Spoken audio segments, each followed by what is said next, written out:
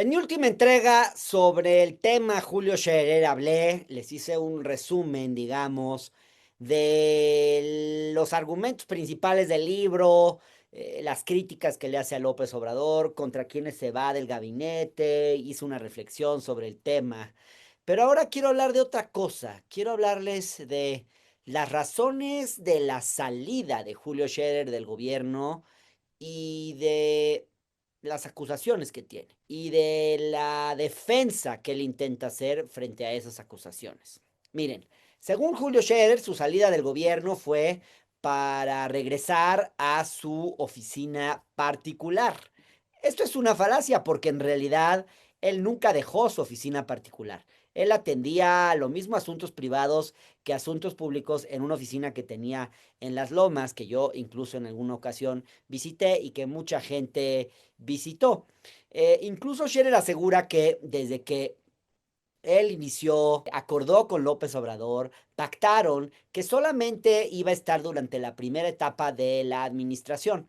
Esa versión es absolutamente falsa. Scherer se fue del gobierno porque traicionó al movimiento y lo hizo a partir de que empezó a jugar a favor de otros partidos en elecciones estatales en las que su primo, el estratega político Hugo Scherer, llevaba ciertas campañas y empezó también a tomar decisiones donde pretendía pues, pasar por encima de la autoridad presidencial en temas como el de la prohibición del glifosato, la prohibición de los vapeadores, el tema de los transgénicos. Esto yo lo narré en mi libro, ahí conté cómo le pasó al presidente López Obrador, afirma decretos que eran contrario a sus instrucciones, a lo que se había acordado en el seno del propio gobierno. Y el presidente pues no leía demasiado todo lo que le pasaba a su consejero jurídico, confiaba en él y simplemente firmaba.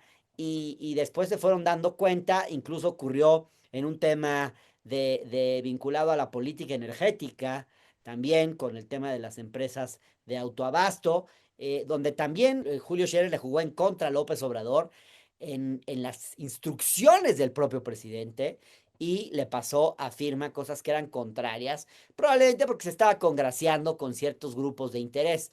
Esto lo cuento bien en mi libro Traición en Palacio, el negocio de la justicia en la 4T, que está ahora ya en edición de bolsillo. Hay un capítulo en el que yo hablo de toda esta relación entre AMLO y López Obrador y explico las razones de su salida del gobierno. Bueno, es muy interesante que en estos temas que yo mencionaba, lo del glifosato, lo de los transgénicos, lo del tema energético, el propio Scherer asegura que tuvo diferencias en estos temas con el presidente López Obrador y le reprocha haber cerrado filas con ese grupo al que algunos llaman los puros de Morena, encabezado por Jesús Ramírez. No era el único en este grupo que estaba en estas políticas. También estaba López Gatel, estaba María Luisa Albores, estaban varios, estaba Álvarez Bulla de CONACYT también. Pero lo que Scherer no dice es que no fue solamente que se opusiera a esas políticas, sino que además abusó de la confianza del presidente cuando le pasó a firma decretos en temas, como ya lo comenté hace un momento, que eran contrarios a sus instrucciones, cosa pues que hace pensar que podría haber tenido algún tipo de arreglo con intereses económicos. Yo consulté sobre este tema y sobre lo que Scherer escribe en su libro al respecto con el ex subsecretario de Agricultura, Víctor Suárez, y quien me señaló lo siguiente, se los voy a leer. Julio Scherer dice, desacató en dos ocasiones instrucciones presidenciales y en dos ocasiones intentó engañarlo, así como a otros miembros del gabinete. O sea, engañarlo a López Obrador y a otros miembros del gabinete. Dice, obviamente Julio no es un científico ni un técnico agropecuario para sostener que el glifosato es inocuo e insustituible. Julio Scherer, al igual que Villalobos y Romo, Villalobos por el exsecretario de Agricultura y Alfonso Romo, solo representaron los intereses de Bayer Monsanto en un intento vulgar de obtener el aplauso del gran capital agroalimentario transnacional. Y sigue así. Si Julio Scherer y su consuegro Víctor Villalobos no estaban de acuerdo con el presidente, debieron renunciar en ese momento y defender desde el ámbito privado a Bayer Monsanto y al Consejo Nacional Agropecuario. Pues tiene toda la razón. No lo hicieron, dice, porque tenían intereses privados en que defender desde el servicio público. Las posiciones de Scherer, esta no fue la única, reflejan que nunca entendió, fíjense qué fuerte lo que dice Víctor Suárez, reflejan que Scherer nunca entendió ni practicó los principios de la 4T, entre otros el principio de la separación del poder económico del poder político. Tampoco entendió el principio obradorista de que el poder solo tiene sentido y se convierte en virtud cuando se pone al servicio de los demás. Esto lo cito con su permiso.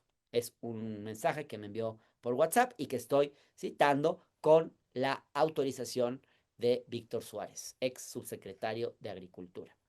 Ahora, también es muy probable que el presidente decidió echar a Scherer por la información que tuvo sobre los negocios turbios en los que estaba involucrado. Por eso quiero concentrarme ahora en el capítulo 29 de la obra que escribe Scherer en complicidad con Jorge Fernández Menéndez. Y digo en complicidad porque no es en coautoría, es en complicidad. Este último capítulo, el 29, se titula Los golpes. Y bueno, pues después y esto llama mucho la atención, después de escribir un libro entero donde se dedica a golpear a otros, es muy sintomático que este sea el único capítulo que dedique a defenderse. Yo tenía entendido que este libro que iba a escribir Scherer, que me enteré hace mucho que lo iba a sacar, era una respuesta a traición en Palacio y a otras acusaciones que se le habían hecho, pero no, en realidad yo creo que el consejero se dio cuenta que no podía decir mucho para defenderse y prefirió el ataque. El ex consejero asegura que a su salida del gobierno fue objeto de una campaña de venganzas personales y políticas, culpa al fiscal Gers Manero, a Jesús Ramírez Cuevas, a Olga Sánchez Cordero, a Javier Corral. Pero bueno, él dice que fue objeto de esta campaña de difamación en su contra, porque era necesario ajustar cuentas con un hombre que había tenido mucho poder. Incluso dice, López Obrador me advirtió que me iban a perseguir y que me iban a inventar de todo, como tratando de quitarse la responsabilidad, ¿no? Como si el hecho de que lo hubiera dicho López Obrador, pues tal vez López Obrador se lo estaba diciendo porque sabía que las acusaciones que tenía eran verdad y sabía lo que había hecho, ¿no? Pero bueno, en esta misma tónica que les estoy contando,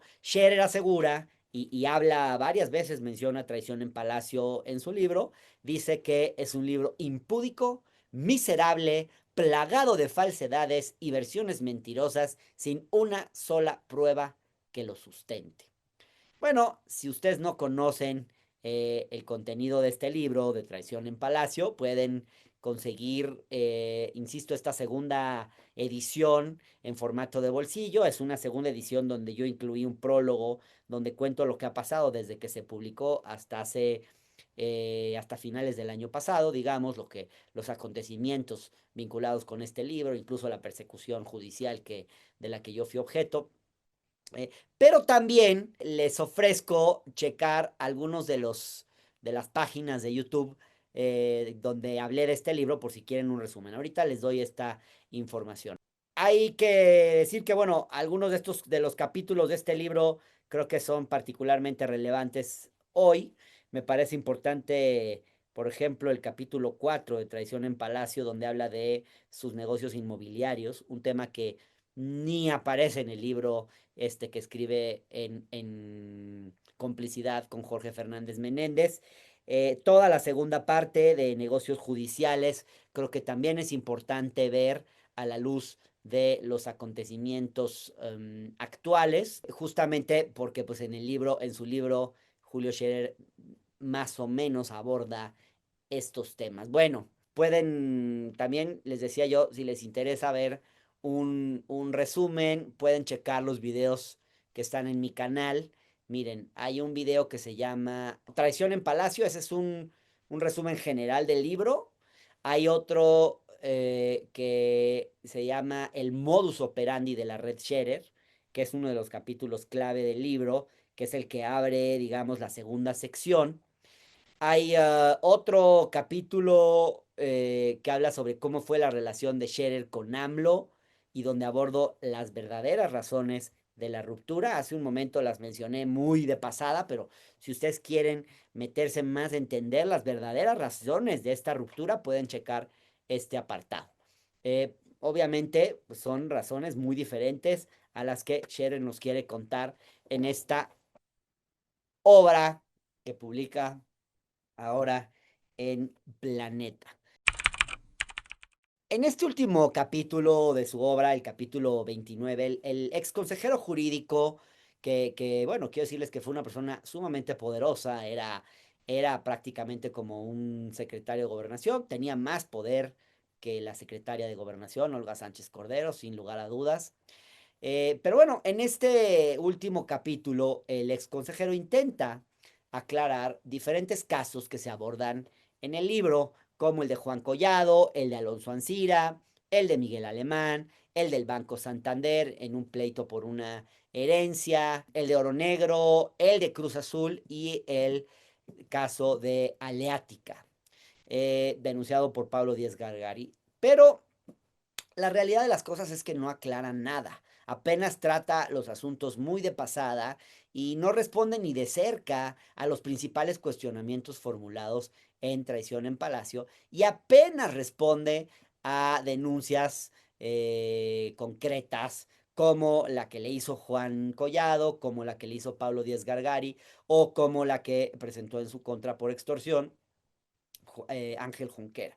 Llama mucho la atención que incluso él no hace ninguna alusión al pues muy importante reportaje que sacó Televisa el año pasado, donde aparecen audios del mismo Scherer ofreciéndose a traficar influencias, como por ejemplo cuando le dice a Ángel Junquera, abogado de Billy Álvarez y de Miguel Alemán, que lo van a ayudar en su criterio de oportunidad con Saldívar y la gente del Consejo de la Judicatura. Ahí lo pueden ustedes escuchar. Te voy a ayudar con tu criterio, con muchísimo gusto frente a Saldívar y frente a la gente del Consejo de la Judicatura Federal con todo lo que pueda hacer. ¿Ok? Pues es muy extraño que sobre esto Scherer no diga una sola palabra en su libro, pero es aún más extraño que el entrevistador no le pregunte absolutamente nada de esto. O sea, es como si ese reportaje de Televisa, la principal televisora del país, no hubiera existido. Muy raro, ¿no? Es claro que Scherer en este libro desperdicia la oportunidad que hubiera tenido para aclarar su participación en los distintos hechos que se le han imputado y, pues de ser el caso, deslindar responsabilidades. Pero todo parece indicar que el traidor de Palacio, como yo le llamo a Julio Scherer, sabía que no podía hacerlo, que no podía realmente responder y por eso dedicó este libro a embarrar de estiércol a todo el mundo y por eso es que adoptó la estrategia desesperada de demandar y perseguir judicialmente a todo aquel que se hubiese atrevido a exponerlo públicamente. Y es así como demandó a Paulo Díez, que es un abogado que presentó una denuncia contra él por todos los temas inmobiliarios de Scherer en la Ciudad de México. Es quien expuso su participación en el tema de Aliática. Demandó también, fíjense ustedes, al amigo Cedric Raciel y a Georgina Cerega por este libro Segalmex, El hoyo negro que devoró a la 4T, y me demandó a mí por la publicación de este libro Traición en Palacio. De hecho, quiero decirles que entre 2023 y 2024, yo se los conté aquí en mi canal, pues me cayeron una cascada de demandas y pues sus abogados incluso me armaron acusaciones penales falsas sin ningún fundamento para intentar desesperadamente sacar el libro de la circulación y prohibir su venta. No puedo, estoy impedido a hablar de qué fue lo que hicieron estos abogados para tratar de prohibir la venta de del libro y sacarlo de circulación. Estoy impedido legalmente hacerlo porque firmé un acuerdo que me lo impide, pero bueno, sí quería dejar eso mencionado. Lo más llamativo de este capítulo de Julio Scherer Ibarra y Jorge Fernández Menéndez no son las evasivas de Scherer, en mi opinión. No es como él hace la pantomima de que está aclarando hechos muy oscuros cuando en el fondo no aclara nada, simplemente cuenta alguna anécdota por ahí, pero no aclara nada.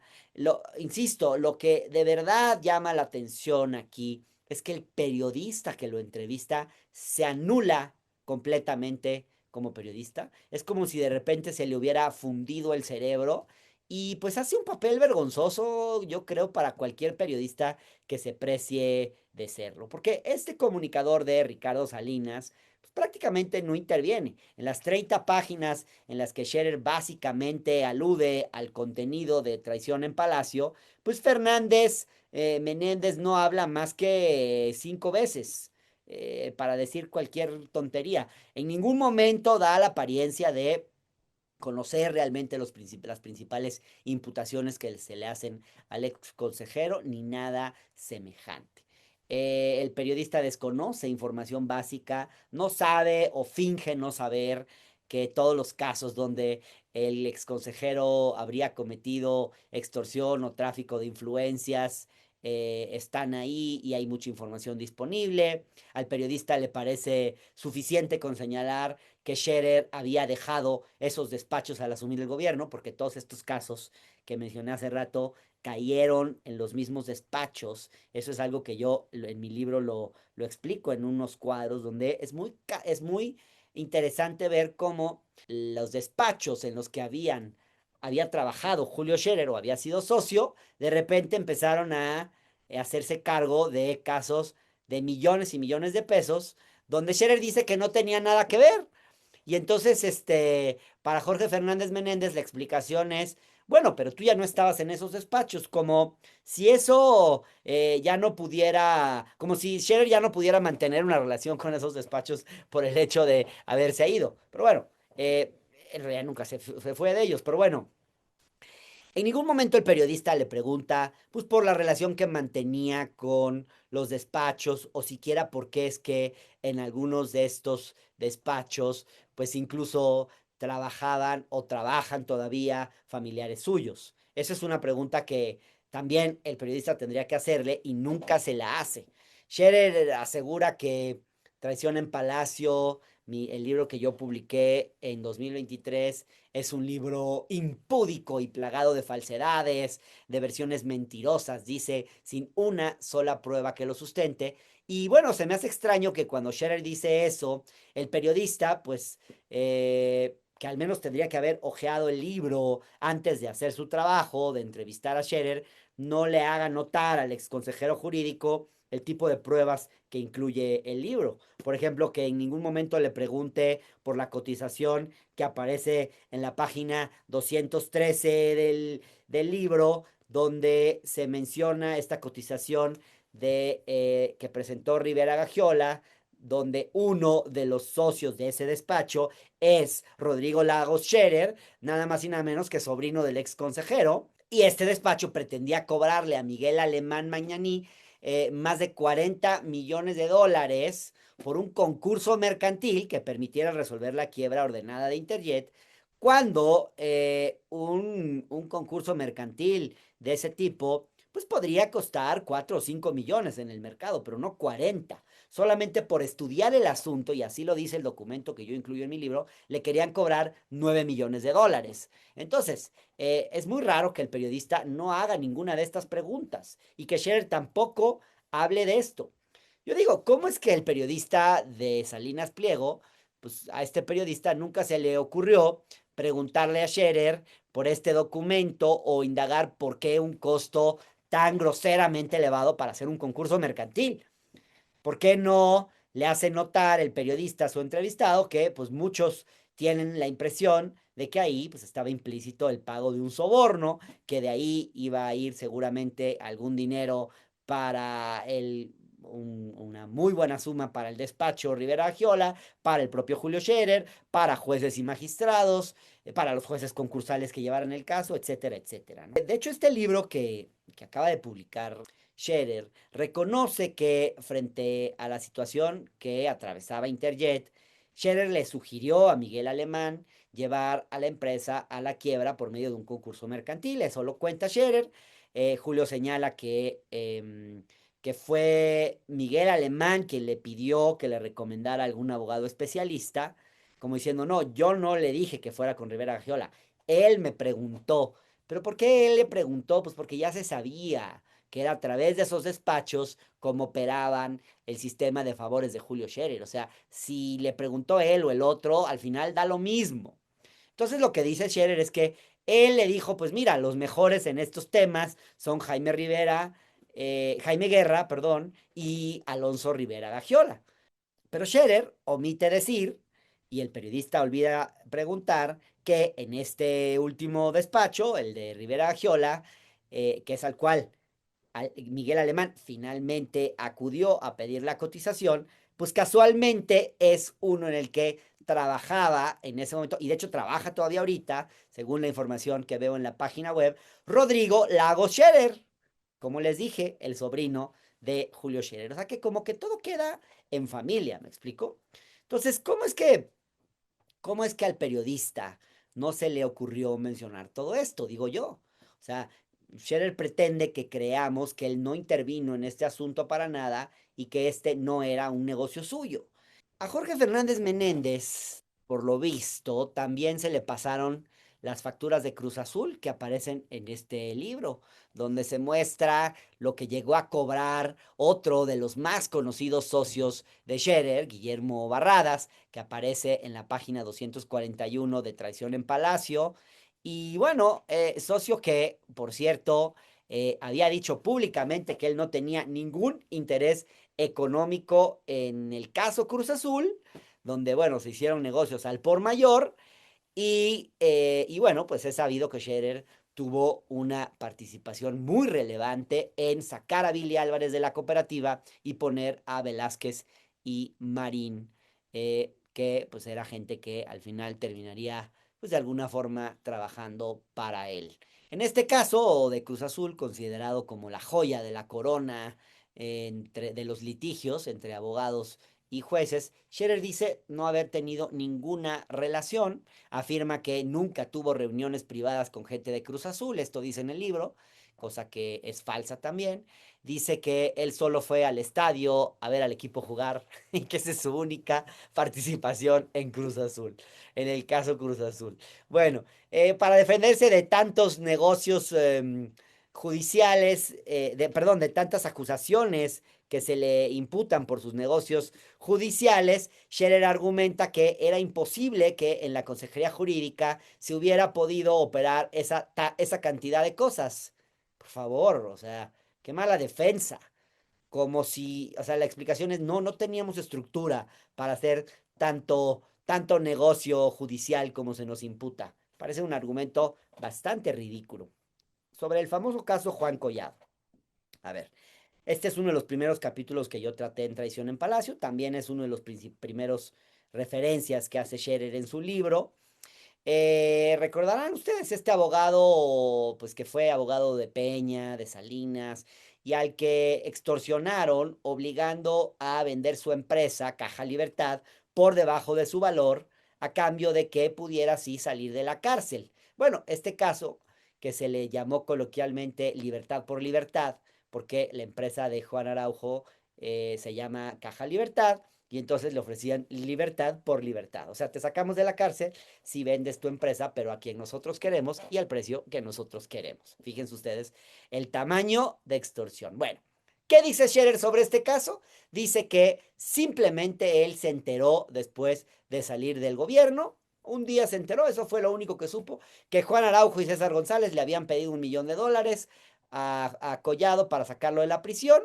Pero pues llama mucho la atención que Julio se deslinda completamente, no solo eso, sino que además no mete ni mínimamente las manos en el fuego por estos socios abogados suyos, César González y Juan Araujo, porque en ningún momento los defiende o dice que sean inocentes, dice, en ese asunto yo no tuve nada que ver.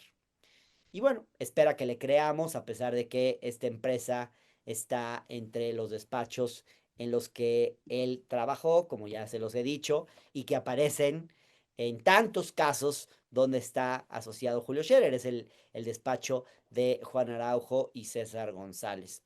De hecho, el propio Scherer dice en el libro que él trabajó en el pasado con estos abogados y que uno de los principales implicados en el tema de Juan Collado, David Gómez Arnao, que fue uno de los que lo fue a ver a la prisión para ver el tema de la venta de Caja Libertad, y que es alguien conocido por ser el financiero de Scherer, trabajó con él muchísimos años, tiene una relación muy cercana y bueno, ahí Scherer básicamente se lava las manos, no defiende a estos abogados, a estos personajes, simplemente reconoce que los conoce y ya.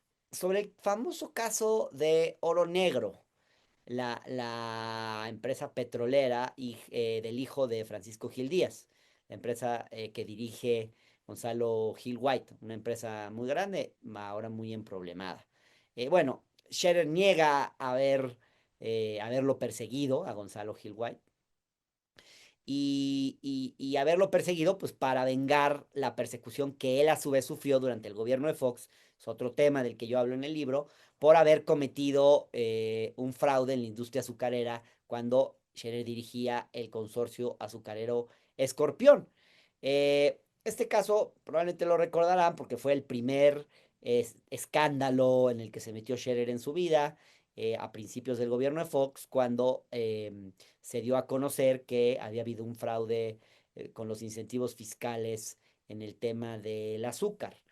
Y bueno, en ese caso, pues quien dirigió la persecución fue el procurador fiscal de Francisco Gil Díaz. Scherer le fue a pedir con el papá, con don Julio, Julito y don Julio le fueron a pedir tanto a Francisco Gil Díaz que los, pues que no persiguieran a Julito, le fueron a pedir eso y pues al parecer él fue implacable y no cedió y no dio el brazo a torcer. Al final tuvieron que ir llegar hasta las oficinas de Fox, del secretario de Gobernación, en fin. Lo que ocurre es que años después, Julio Scherer Ibarra se cobra una venganza en contra del hijo de Francisco Gil Díaz por lo que ocurrió en aquella época en la que tuvo que enfrentar un acoso judicial muy fuerte. Dice que le cayeron hasta 17 demandas. Y bueno, en el caso de Oro Negro, pues es una venganza por lo que le hizo el padre, ¿no? Se cobra la venganza con el hijo y lo persigue. Y bueno, según Scherer, él no estaba buscando venganza, pero lo chistoso es que cuando uno lee el libro de Scherer, él da todos los elementos para que el lector piense lo contrario al documentar, digamos, la dimensión del agravio del que Scherer fue objeto, porque según él, en aquel entonces, pues iniciaron un procedimiento en su contra. Él dice que porque no aceptó denunciar al dueño de la empresa, Enrique Molina Sobrino, y porque el secretario de Hacienda todo el tiempo le estaba llamando para decirle que sacara el tema de los amigos de Fox de la revista Proceso, en fin. Pero el caso es que el propio Scherer narra en el libro una reunión muy ríspida que tuvo años después con Gil Díaz, con Francisco Gil Díaz, y Pedro Aspe, que es amigo de los dos, tanto de Francisco Gil Díaz como de Julio Scherer, donde cuenta cómo Scherer le recriminó muy duramente a Gil Díaz lo que le habían hecho en esa época, cómo llegaron a presentarle tantas demandas, en fin. Y es muy obvio que después de todo ese sufrimiento que el propio Scherer nos transmite, él intenta negar que no persiguió al hijo de Francisco Gil Díaz para una venganza personal. Hasta en eso es muy malo el relato, porque es poco persuasivo. Pero también pues me parece increíble que Jorge Fernández Menéndez, que conoce el tema de Oro Negro, además, porque alguna vez escribió sobre el tema, sobre una toma de la plataforma de Oro Negro en alta mar, que fue orquestada por Scherer, porque escribió sobre casos que eran sujeto de influyentismo en la justicia de la Ciudad de México, recibiendo un trato VIP, donde sabemos que Scherer estaba detrás. Es muy sintomático que ahora este periodista finja que no sabe nada del tema, que no sabe nada de oro negro, que no sabe nada de esta justicia VIP, donde se veían los asuntos que le interesaban a Scherer, cuando él mismo escribió sobre estos temas. Ay, lo que es hacer libros por encargo. Bueno, en el libro, Scherer también intenta contestar las imputaciones que se le hacen sobre el caso de Altos Hornos, la empresa de Alonso Ancira. Recordarán ustedes todos los problemas que tuvo en el sexenio pasado por la compra de agronitrogenados Alonso Ancira. Y bueno, como yo relaté en mi libro, Scherer buscó aquí beneficiar a su amigo Julio Villarreal, el dueño de Banco Afirme. Y lo delicado de esta parte del libro de Scherer es que lo que él hace aquí es tratar de lavarse las manos de este intento de beneficiar a un amigo suyo y seguramente también de beneficiarse él con alguna muy buena comisión por la compra de Altos Hornos. Lo interesante es que intenta lavarse las manos diciendo que su involucramiento en este caso fue por orden presidencial, con lo que él se quita de una responsabilidad e intenta pasársela a López Obrador. Y esto creo que es bastante delicado. Aquí el periodista tampoco hace ninguna de las preguntas básicas que habría que hacer. Eh, ¿Qué acaso este personaje, Julio Villarreal, al que pretendían beneficiar con la compra de Altos Hornos, no es el mismo al que los socios de Scherer, Juan Araujo y César González no querían beneficiar con la compra de Caja Libertad a un precio irrisorio? Pero eso, por lo visto, esa coincidencia no pasa por la mente del periodista.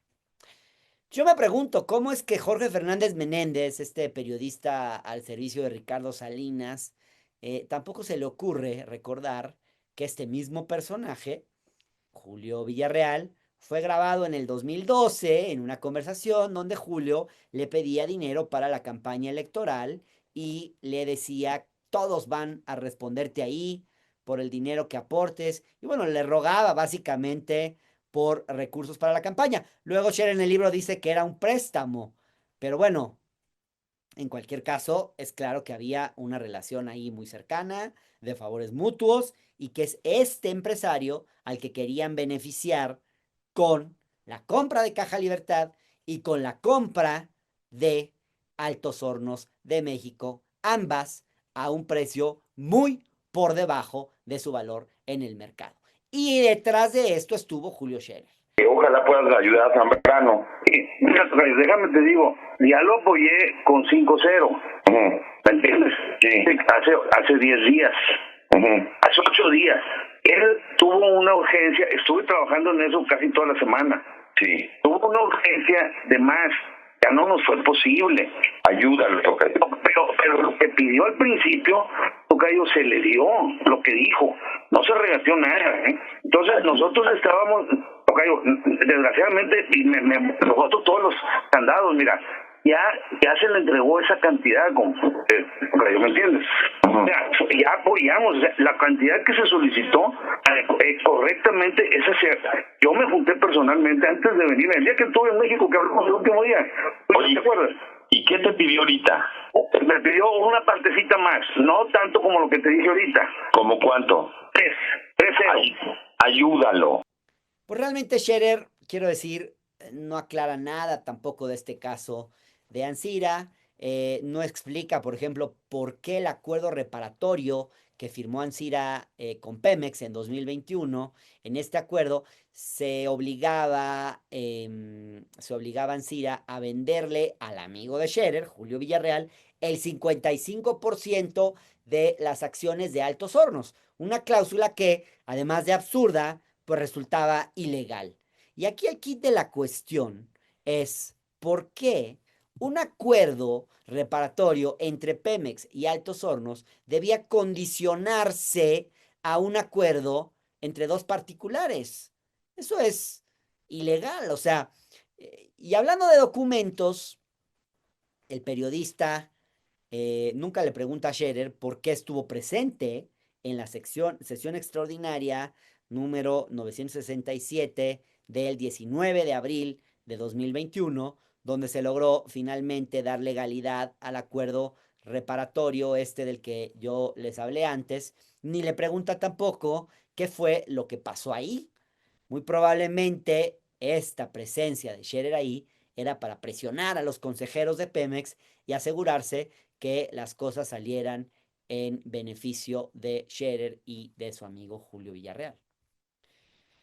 Y ya para terminar, ya para ir concluyendo, Scherer tampoco aclara nada sobre el polémico caso de Banco Santander, intenta hacerlo parecer como un simple pleito entre abogados, cuando es un caso muy grave donde hay una herencia millonaria en disputa, como era la de don Roberto Garza Sada, quien había heredado a su hijo mayor, pero que tres de sus hermanas mujeres que se inconformaron con la herencia denunciaron al banco, pese a que don Roberto había dejado muy clara en vida su voluntad en una serie de documentos que firmó. Y aquí, yo documenté en mi libro la intervención que tuvieron Scherer, Saldívar, Alpizar para ganarle un juicio que ya iba ganando Santander, revertir el caso y hacerle pagar al banco una suma estratosférica. Un caso que ha adquirido dimensiones internacionales, que llegó incluso a los oídos de López Obrador, porque Ana Botín, la cabeza de Banco Santander, llegó incluso a tratar el asunto con López Obrador. Scherer no aclara nada tampoco de este tema. Entonces, bueno, pues como pueden ver, Scherer niega y niega cosas, se lava las manos de todo de una forma muy poco persuasiva, niega que en las mesas de judicialización se trataran asuntos personales, según él solo se coordinaban temas, pero no se solicitaban favores, niega incluso que él haya tenido el poder que realmente tuvo, por ejemplo, niega haber nombrado a todos los directores de asuntos jurídicos del gobierno federal, cuando él mismo operó para arrogarse esa facultad y de esa manera tener control de una gran cantidad de secretarías, porque de esta manera pues él nombraba a los jurídicos y podía hacerse de una serie de negocios. Probablemente no nombró a todos, pero seguramente sí, donde él tenía interés, los nombró. Y además, independientemente de si los nombraba él o los nombraba el secretario, pues es un hecho que tenía el poder de destituir a cualquier director jurídico y cambiarlo por otro. Y eso ya le daba un poder enorme y obviamente pues nadie, ningún secretario quería estar en malos términos con Julio Scherer. Bueno, Julio alude también a los casos de presión sobre jueces y magistrados, esto que se denunció en abril del 2024 en la famosa denuncia anónima en contra de Saldívar, de Carlos Alpizar y del propio Scherer y otros personajes. Él dice aquí también que no tuvo nada que ver. Mira, les voy a leer esta parte. Dice, me interpusieron una queja en la que decían que operaba para que asuntos propios salieran en la corte y que Julio Scherer iba a convencer a ministros y a magistrados de los asuntos de su interés. Dice, se les olvidó a estos señores, la queja es verdaderamente ridícula, que constitucionalmente el trabajo del consejero jurídico es ser la voz del Ejecutivo frente a jueces, magistrados y ministros, porque debía defender con argumentos los asuntos que se planteaban ante la Corte. Y dice, hay algo que se llama negociación de oídas. Ahí Scherer tiene un lapsus. Lo que existe, el concepto que existe es alegato de oídas. Pero bueno, ni el periodista ni los editores se dieron cuenta del error. Es un lapsus, creo que muy significativo, porque uno no va a negociar con un juez una sentencia. En todo caso, le vas a exponer tus argumentos legales, en fin, cuál es el interés del Estado, por qué están persiguiendo determinadas, pero no vas a negociar. Y Scherer inventa este concepto de negociación de oídas. Sigo la cita, dice, yo tenía que ir a ver a los ministros, convencerlos del punto de vista del Ejecutivo Federal y del gobierno sobre lo que estaba planteando el presidente. Entonces, con esto él intenta quitarse la acusación de que había presiones muy fuertes a jueces, magistrados y ministros para pasar ciertos temas de interés para el gobierno, pero también muchos de ellos de interés para el bolsillo de Julio Scherer. Scherer dice que es ridículo que lo acusen de ver temas con jueces porque ese era su trabajo, dice él, trabajar con jueces, magistrados y ministros. Y dice, según determina la ley orgánica del Consejo, de la Consejería Jurídica del Ejecutivo Federal. Y pues esto es una absoluta mentira, porque la ley no faculta a que tú le metas presión a jueces, ni a comprarlos, ni a negociar con ellos, ni mucho menos a que el consejero jurídico haga negocios personales con él y con sus socios de despachos de abogados. Pero bueno, al periodista no se le ocurre preguntar nada de eso. Su lenguaje es condescendiente y exime a Julio Scherer de cualquier responsabilidad. Le extiende una absolución. Desde el principio, desde el prólogo, dice que todo fue una campaña de calumnia. O sea, compra por completo y de forma crítica la versión de Julio Scherer. Y bueno, por eso es que este libro, aunque puede ser interesante desde el punto de vista del morbo político, periodísticamente es una basura. Gracias, déjenme sus comentarios. Ahí estamos en el canal de Hernán. En Twitter, ahí me pueden seguir, @HernánGómezB. Y bueno, pues en mis demás espacios en los que participo regularmente. Saludos y gracias.